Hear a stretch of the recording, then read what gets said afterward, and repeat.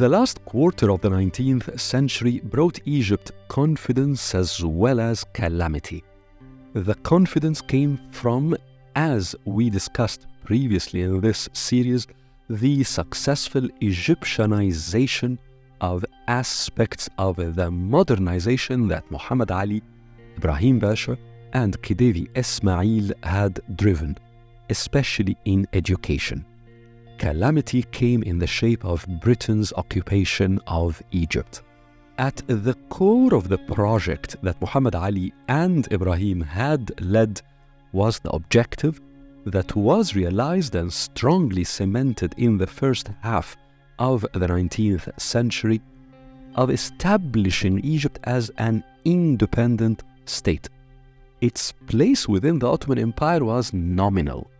Its decision was almost totally that of its ruling house. And around that house there had begun to appear circles of talented Egyptians who were increasingly designers and shapers of policies rather than mere implementers, such as Ali Mubarak Pasha, whose role the previous episode in this series described. The occupation presented Egypt with a reality that was beginning to dawn on the country and the entire East for some time, but was now becoming glaringly obvious. That is, whereas delving into Western culture would certainly lead to economic and social development, the West was determined to combine this development with the subjugation of the East. Naturally, a movement hostile to the West began to appear in different Eastern countries, from Afghanistan to Morocco. Most of the leading voices of that movement were Islamic scholars who, for decades, had acute concerns about how openness to Western culture would bring about moral decay and God's wrath. Jamal al-Afghani was different in terms of his thought and impact. Al-Afghani was a Persian Islamic scholar, born either in Iran or in parts of Afghanistan that were then highly influenced by the Persian civilization. He came to Egypt after working for modernizing rulers in that part of the world. And there he had experienced the struggle between the desire to learn from the immense knowledge the West had developed and possessed, and the need to fight its strangling political encroachment. Al-Afghani was uncompromising. For him, the British must be resisted, and the East must mobilize all its resources to fight the colonizers. He went further and advocated that the rulers who cooperated with the invaders, or whose actions had facilitated the West's encroachment, in his view, such as Ismail, whose borrowing policies had proven reckless and therefore had been a way for the West to expand its influence, those rulers, in Al-Afghani's view, must be opposed and, if possible, deposed. Yet Al-Afghani separated Western politics from Western culture. He was neither naive nor starry-eyed. For him, Western politics stemmed from a cultural condescension towards the East. But in his view, whereas Western politics of occupation must be fought, the Western culture that had enabled the advances which made the West able to occupy the East must be studied. Al-Afghani also separated politics and culture from geography. For him, the occupation was not a Western phenomenon denoting a lack of morality or a culture bent on exploiting others. In his view, power dynamics always shaped history and orchestrated international relations. In his view, power dynamics always shaped history and orchestrated international relations. The powerful sought resources to grow and expand, and the weak suffered. Culture was not bound by geography.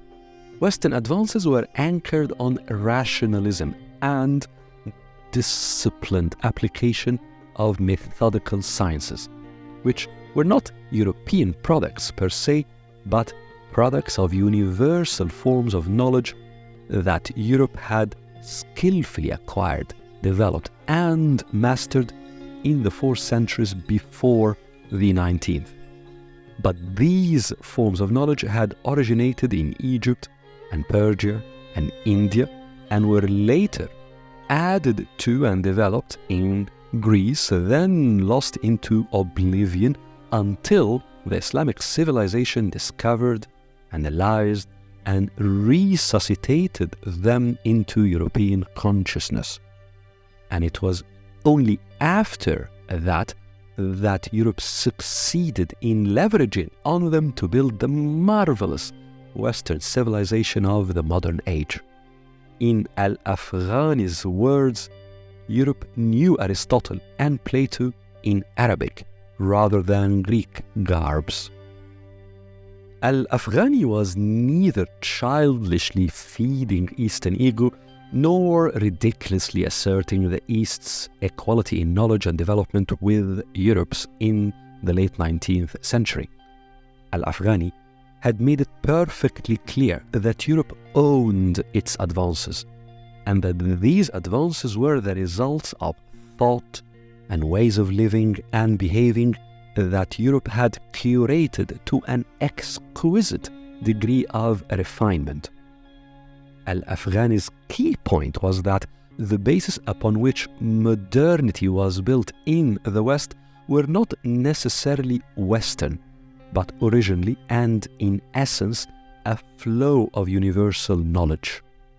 Al-Afghani understood that knowledge and development were inextricably linked to thought and behavior.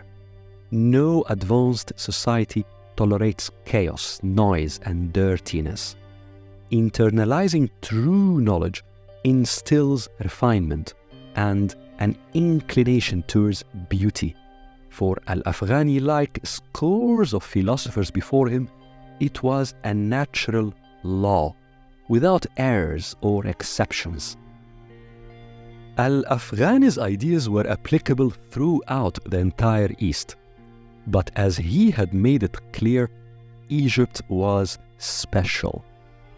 Its location at a point quite central between Al-Mashriq and Al-Maghrib, between Asia and Africa, and between then the seat of the Caliphate in Istanbul and the Islamic holy shrines in Al-Hijaz, made it a natural destination for people from different regions of that East.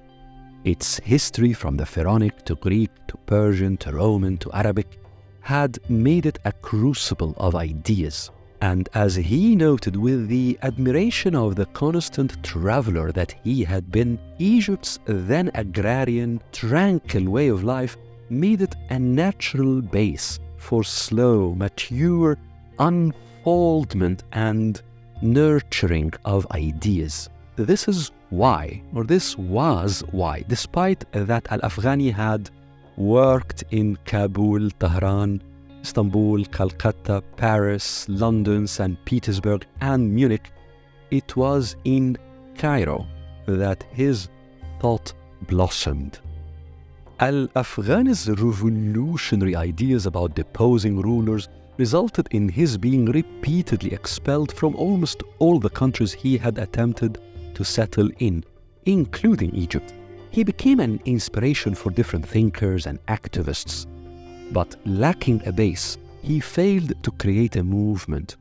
This was why many of his ideas had come to later generations truncated in fragments and often shaped by those who conveyed these ideas, often utterly missing or deliberately obfuscating their inherent points.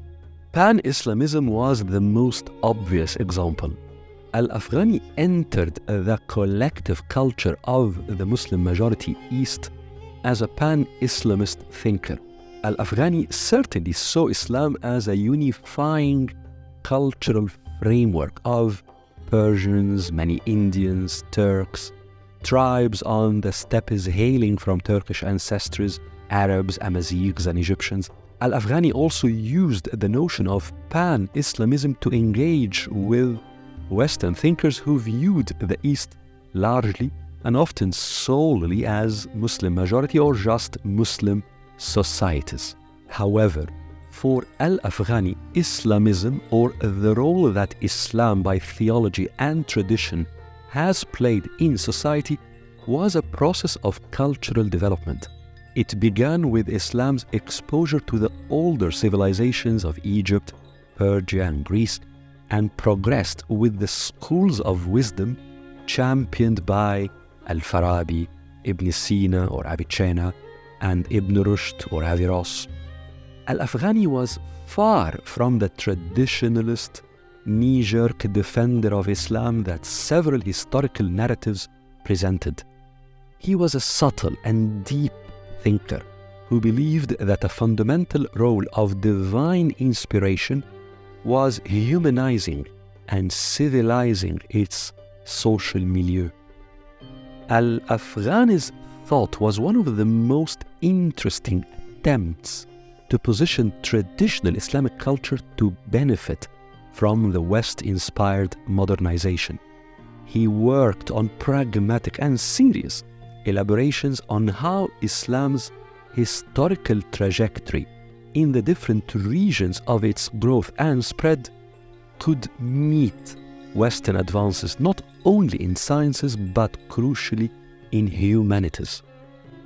Al-Afghani's revolutionary politics, however, and his assertive ways of fighting Western political domination made many in the East and West suspicious of his positions and ready to quickly, without serious assessment, cast him among the fathers of modern Salafism. That was a mistake. Perhaps the best description of Al-Afghani came from his closest disciple, Sheikh Muhammad Abdu. Later one of the key thinkers on the role of Islam in modern society, when Muhammad Abdu, described Al-Afghani's thought as a holistic, multifaceted truth. As we will see in the next episode in this series, it was a contemporary of Al-Afghani, another non-Egyptian who had chosen to make Egypt his home, who managed to bring Al-Afghani's rationalistic approach to religion along with a more reflective way of how to advance politics in Muslim-majority societies at that delicate moment of their transition towards modernity.